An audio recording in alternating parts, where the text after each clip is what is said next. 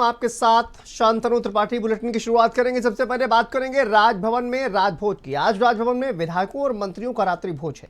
कुछ ही देर के बाद राजभवन में रात्रि भोज का कार्यक्रम होगा। सभी विधायक और 56 मंत्री इस रात्रि भोज में आमंत्रित किए गए हैं। विधान परिषद के सदस्य भी इस डिनर में शामिल होंगे। राजभवन में विधायकों का पहुंचना भी शुरू हो गया है। विधायकों, मंत्रियों और देखिए तमाम जो विधान परिषद के सदस्य हैं उनको भी बुलाया गया है इस डिनर कार्यक्रम में। सीएम योगी आदित्यनाथ भी इसमें शामिल होंगे, दोनों डिप्टी सीएम भी शामिल होंगे। विधानसभा अध्यक्ष, विधान परिषद के सभापति भी इसमें शामिल होंगे। तो विधायकों का, मंत्रियों का पहुंचना भी शुरू हो गया है। कुछ ही देर के बाद देखिए इस रात्रि भोज का जो कार्यक्रम है उसकी शुरुआत होगी।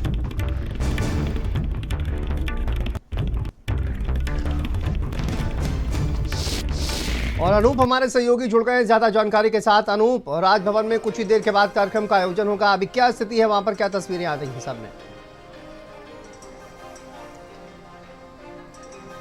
देखिए, बिल्कुल उत्तर प्रदेश की राज्यपाल आनंदीबेन पटेल ने आज राजभवन में जो है डिनर पार्टी रखी है। लिहाजा विधानसभा का सत्र चल रहा है और इस दौरान जो सभी विधायक हैं, इसके अलावा जो विधान परिषद सदस्य हैं, इसके अलावा जो विधानसभा अध्यक्ष हैं और इसके अलावा जो तमाम जो सभी विधायक हैं, यानी जो 403 से अधिक जो विधायक हैं, उन सभी को यहाँ पे जो है डिनर पार्टी में बुलाया गया है। और जो विधायकों का पहुँचना है वो राजभवन में शुरू हो चुका है। आप देख सकते हैं कि ये जो आप गाड़ी देख रहे हैं, इसमें जो विधायक हैं वो लगातार जो है राजभवन पहुँच रहे हैं। और इसमें सत्ता ही नहीं, जो विपक्ष के जो विधायक हैं उनको भी बुलाया गया है। और समाजवादी पार्टी के भी कई विधायक जो है इस डिनर पार्टी में राजभवन जो है पहुंच चुके हैं। अभी जो अतुल प्रधान है, जो समाजवादी पार्टी से विधायक हैं, वो भी अंदर जा चुके हैं। इसके अलावा लगातार भारतीय जनता पार्टी के जो विधायक हैं वो आप देख सकते हैं कि यहाँ पर जो है उनका जो गाड़ियों काफिला है वो धीरे धीरे अंदर बढ़ा रहा है। आप देखिए कि समाजवादी पार्टी से विधायक, ठीक है अनूप, नजर बना के रखिए। फिलहाल वापस आएंगे आपके पास और जानेंगे। देखिए तमाम मंत्री और तमाम विधायकों के पहुंचने का जो सिलसिला है वो लगातार चल रहा है। राजभवन में विधायकों, मंत्रियों का रात्रि भोज का कार्यक्रम है और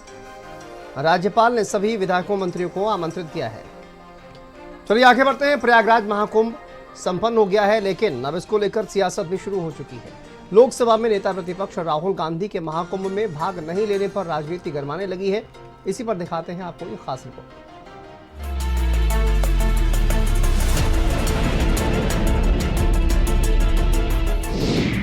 महाकुंभ का हुआ महाआयोजन। राहुल गांधी का नहीं हुआ आगमन। राहुल गांधी ने स्नान से क्यों बनाई दूरी?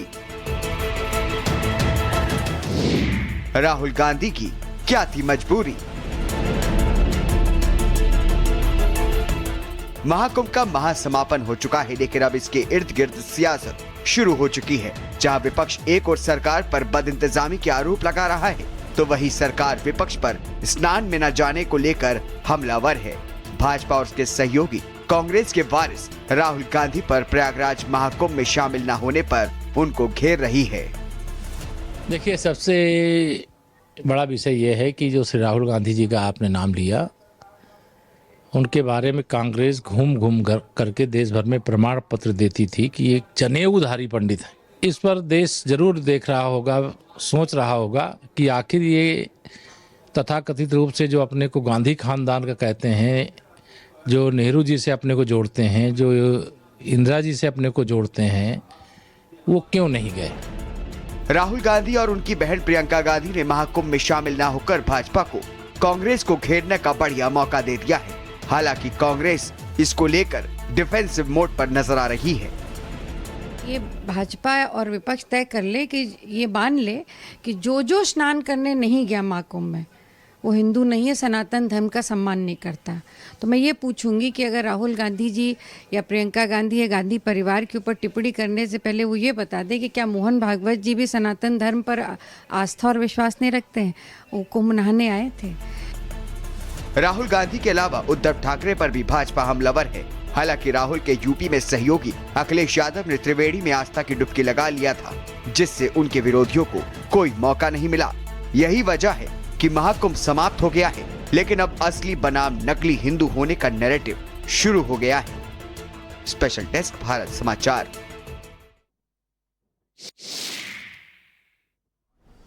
चलिए आगे बढ़ते हैं। तमिलनाडु के मुख्यमंत्री एम.के. स्टालिन ने राष्ट्रीय शिक्षा नीति को लागू करने को लेकर हिंदी विरोध के खिलाफ आवाज उठाई और इसको लेकर विधानसभा सत्र के दौरान राष्ट्रीय लोकदल के विधायकों ने सपा और कांग्रेस पर हिंदी भाषा का विरोध करने का आरोप लगाया। कहा कि सपा अध्यक्ष अखिलेश यादव और कांग्रेस के नेता राहुल गांधी को इस पर जवाब देना चाहिए और राहुल गांधी और अखिलेश यादव अपनी स्थिति स्पष्ट करें। वहीं पर समाजवादी पार्टी के वरिष्ठ नेता शिवपाल सिंह यादव और कांग्रेस के नेता आराधना मिश्रा ने सरकार पर जमकर निशाना साधा।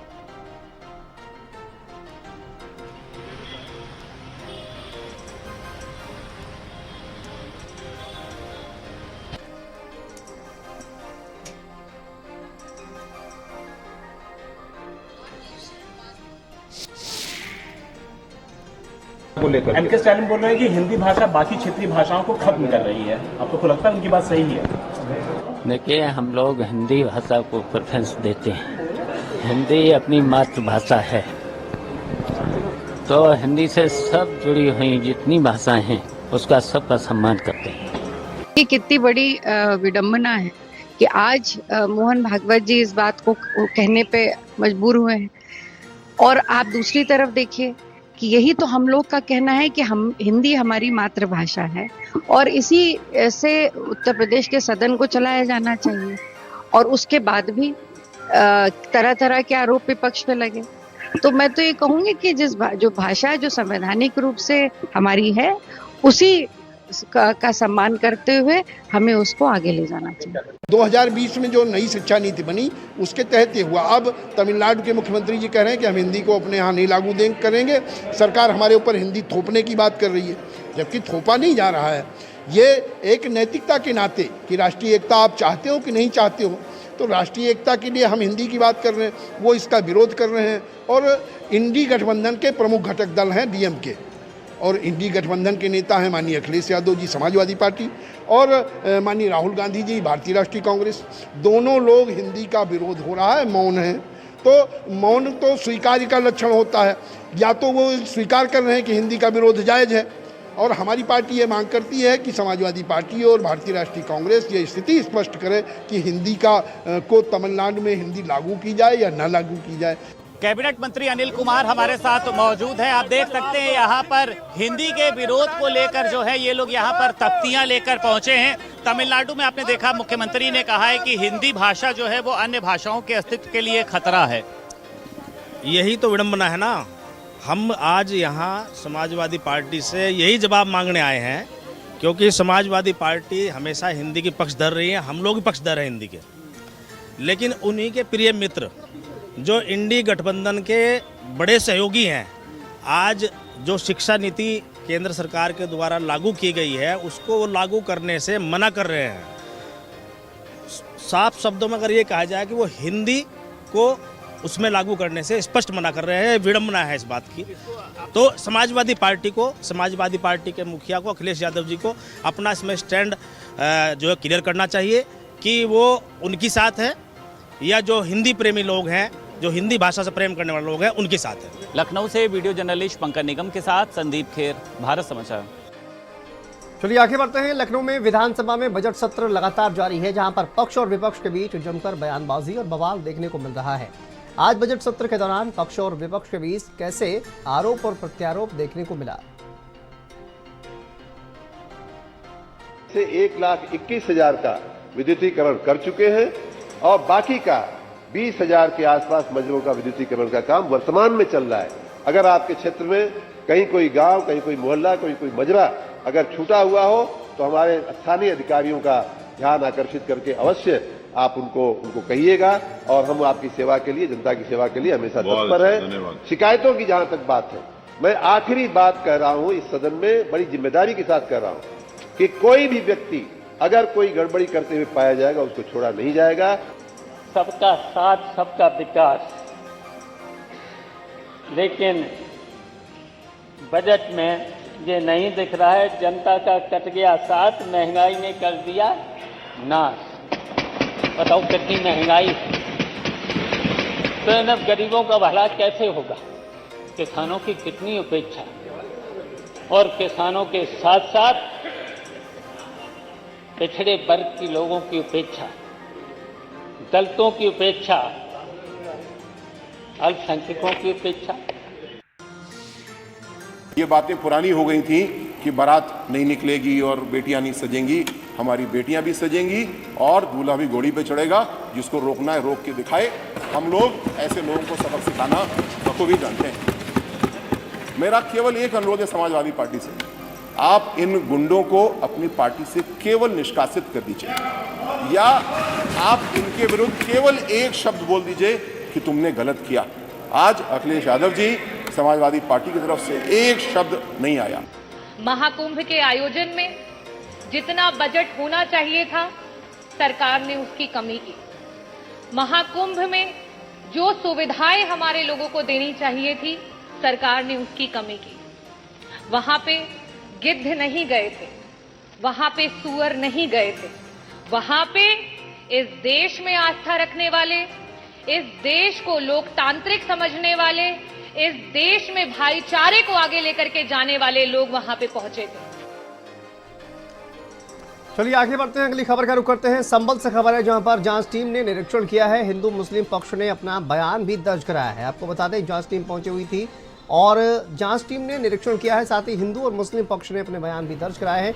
अधिवक्ता विष्णु शंकर जैन ने भी बयान दर्ज करवाए हैं और न्यायिक आयोग के सामने ये तमाम बयान दर्ज करवाए हैं। विष्णु शंकर जैन ने कहा कि मैंने हिंसा वाले दिन की जो स्थिति है वो सामने रखी है। 24 नवंबर के सर्वे वाले दिन हिंसा की गई थी। सर्वे बमुश्किल पुलिस की सुरक्षा में कोतवाली पहुंचा था। सर्वे के दौरान लोग आगजनी पथराव कर रहे थे और मैंने जय श्री राम के नारे नहीं लगाए। ये तमाम बातें कहते हुए विष्णु शंकर जैन। वहीं पर आज आपको बता दें कि मस्जिद की रंगाई पुताई भी नहीं होगी। हाईकोर्ट ने इसको लेकर फैसला दिया है। इलाहाबाद हाईकोर्ट का एएसआई की रिपोर्ट पर यह फैसला सामने आया है। एएसआई ने कहा कि अभी रंगाई पुताई की जरूरत नहीं है। मस्जिद कमेटी को सिर्फ साफ सफाई की ही अनुमति है। अपना बयान जुडिशियल कमेटी के सामने दर्ज कराया है और जो भी हिंसा की घटना हुई थी 19 तारीख को और 24 तारीख को, या जो भी परिस्थितियां डेवलप हुई थी दोनों दिन, उसके बारे में जुडिशियल कमेटी ने मुझे बुलाया था और मैंने अपने जो भी स्टेटमेंट्स हैं वो जुडिशियल कमेटी के समक्ष दर्ज कराए। मात्रा में हिंसा हुई थी 24 तारीख को और हिंसा का आलम ये था कि स्थिति काफ़ी आउट ऑफ कंट्रोल जा रही थी।